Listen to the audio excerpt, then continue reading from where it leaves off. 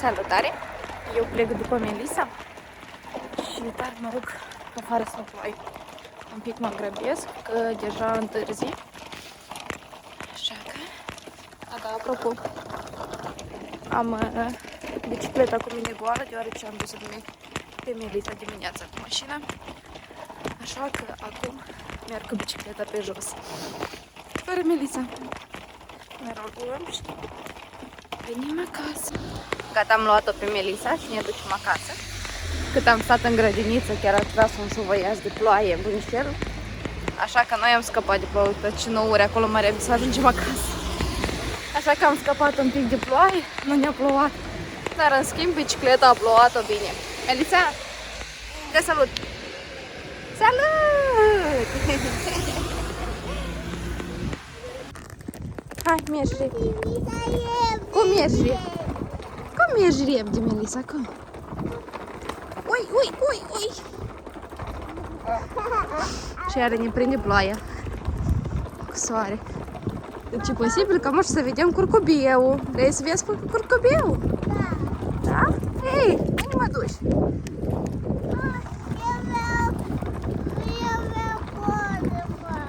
Vrei poză să faci? Haide că plouă. Să-ți dau spui în cap aici? Să-ți dau spui aici în cap? Să-ți ploaie pe capul? Da?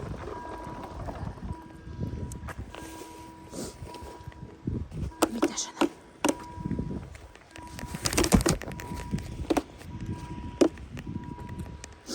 Ia ca așa. Și nu bine, Lisa nu plouă. Acolo se închide. Vine trenul. Să fac poze? Hai că-ți faci, mama, muși poze. Vrei să te uiți la tren?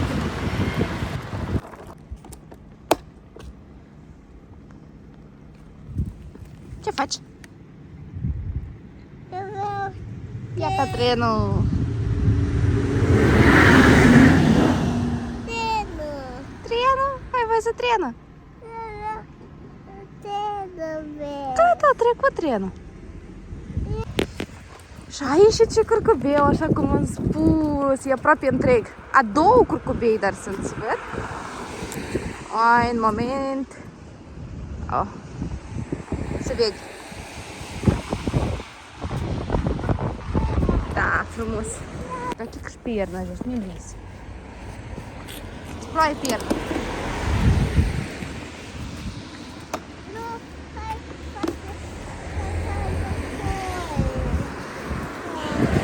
Îți place curcubeul? Curcubeul îți place? Da? Frumos. Cine? Ce mă? Cine acolo? Curcubeu, da. Și așa, Melisa merge pe jos. Și duce calească. Duce bicicleta. Dați să vă spun un lifehack. Nu în mașină am spus.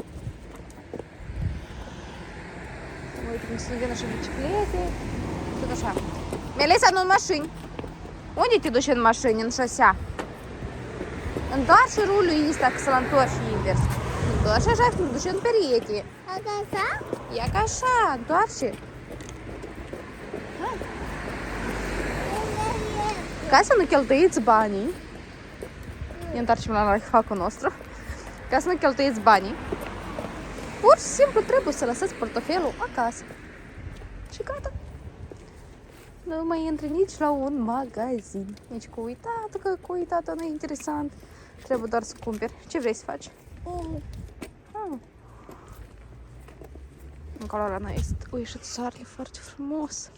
Și norii s-au dus, așa că putem să mergem în liniște până acasă, da? Să nu ne temem că o să ne prindă ploaia. Ploi! A? Ploi! Ploi? Nu. E ziua? E ziua.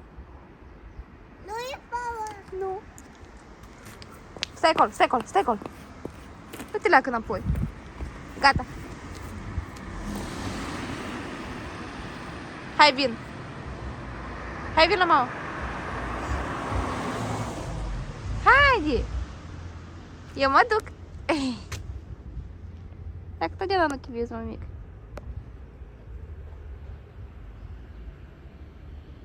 Hai. Ui, susuia asta. Acolo e ud acolo. Susui. E ud la lușoi. Hai. Mergi? Uite înainte. Înainte.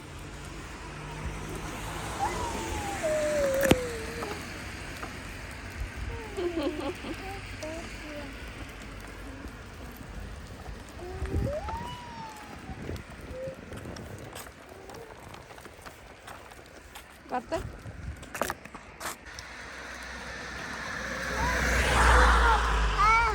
Ha?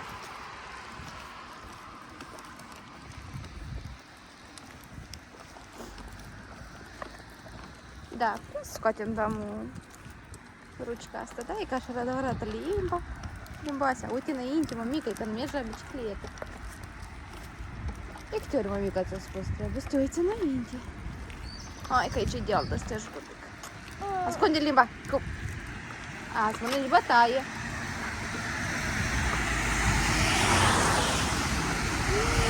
Nu se poate, am zis. Hai.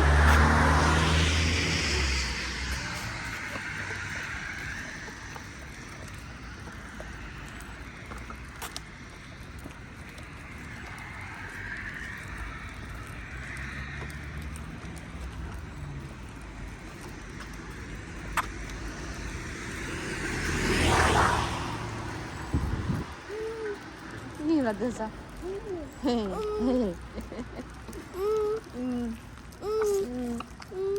Hai, tu mergi sau nu, ce faci? Mergi sau nu mergi? Ai tu casa nouă veche? Nu mai avem, nu-i casa nouă veche. Are o casa nouă veche? N-ai? Hai, mergi. Casa nouă veche. Hai, dai din pedal sau nu?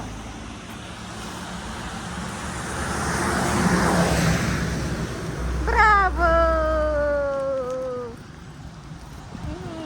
Yay!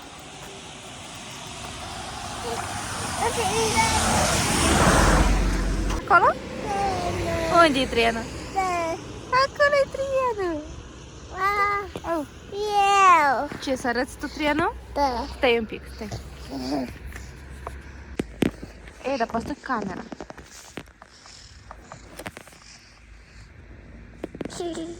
Iaca. Acolo-i trenul. Așa, ca așa cu deșțel. Deșțel arată așa. Așa. Iaca, acolo-i trenul. Aici e gara de tren. Au! Dar nu, mămica, să-l scai jos, mămică. Trenul.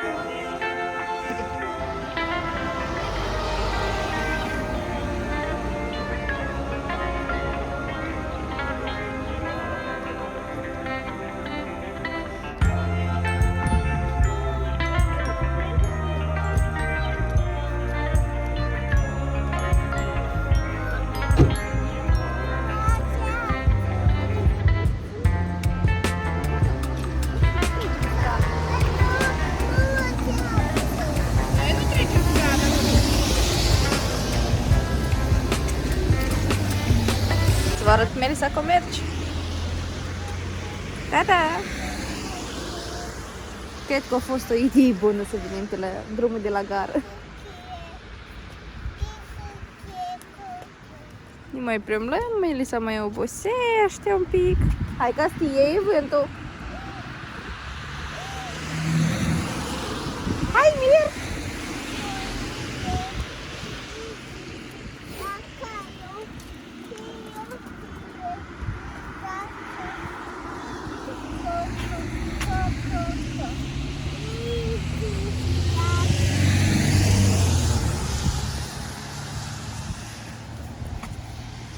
Melissa, ce ai făcut azi la grădiniță?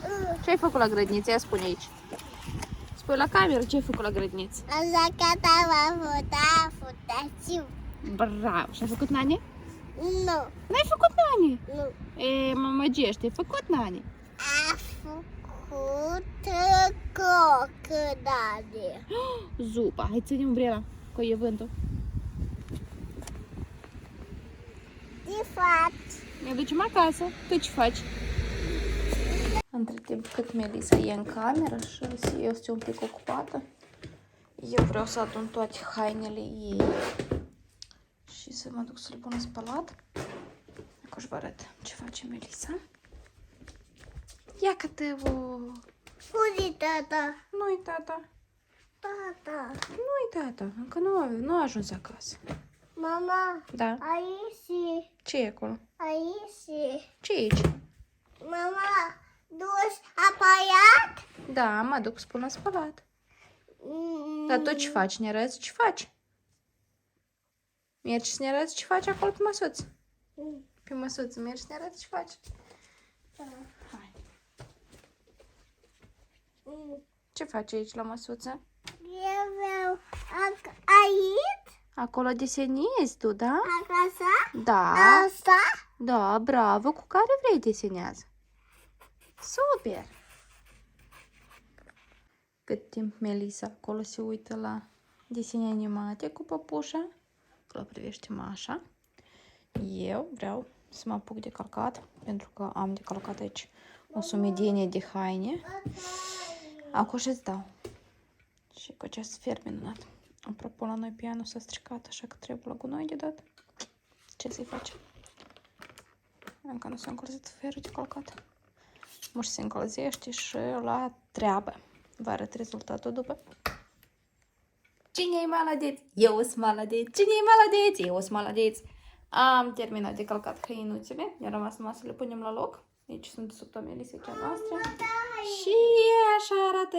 Ura! Nu mă bucur prea tare pentru că mai am un pic, am spus, am muștau. Nu mă bucur prea tare pentru că mai așteaptă de întins o mașină și cred că pe mâine, poi mâine iar și am de calcat. Dar ce să facem? Trebuiește de calcat și de pus totul la loc. Apropo, la mine este așa o privăcică, de asta că nu pun hainele în dulap până când nu le calc. Așa că eu, după ce le sunt uscate, le pun înapoi aici și când am timp le calc, apoi le pun pe toate în dulap. Apropo, mi-a venit o comandă de pe Shein pentru Melissa și acolo ne ducem să vă arăt și vouă. Cum am spus, să vă arăt hăinuțele Melisse noi.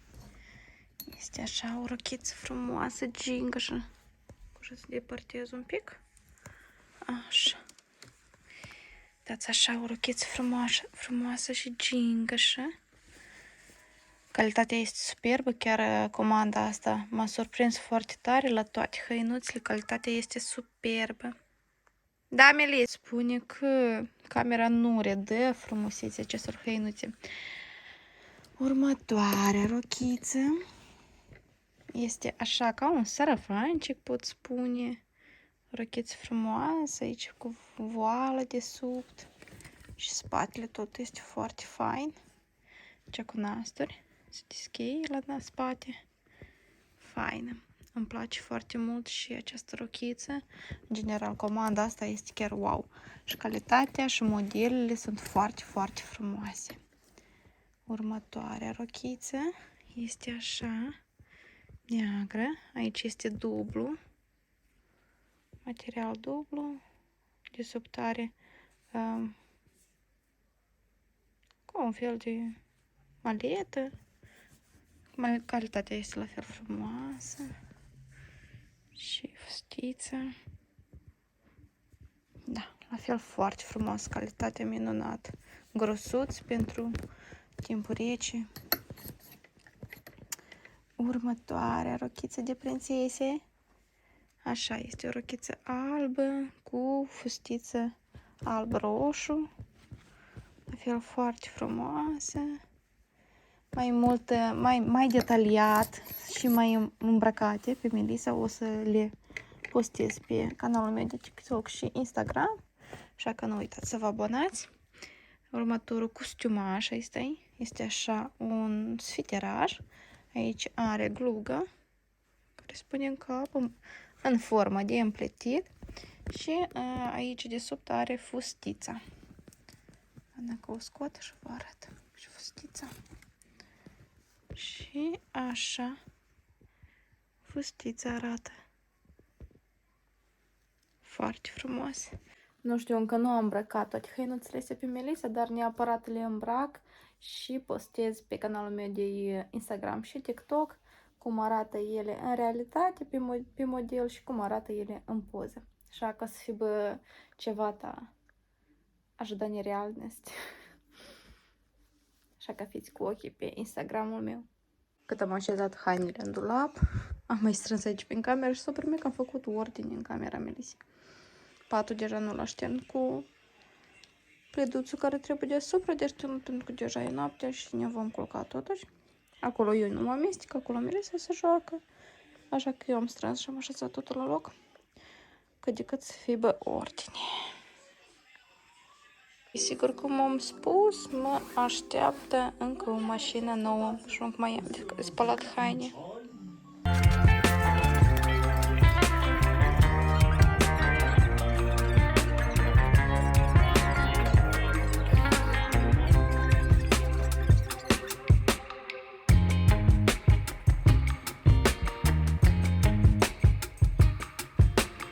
Și așa trec seriile noastre. Melissa acolo mai privește un pic desene animate. După care, desigur că mergem la culcare. Iar eu mă odihnesc un pic piciorușele. Cred că deja vă spun toți o seară frumoasă sau o zi bună. Și ne vedem într-un nou vlog. Pa, pa!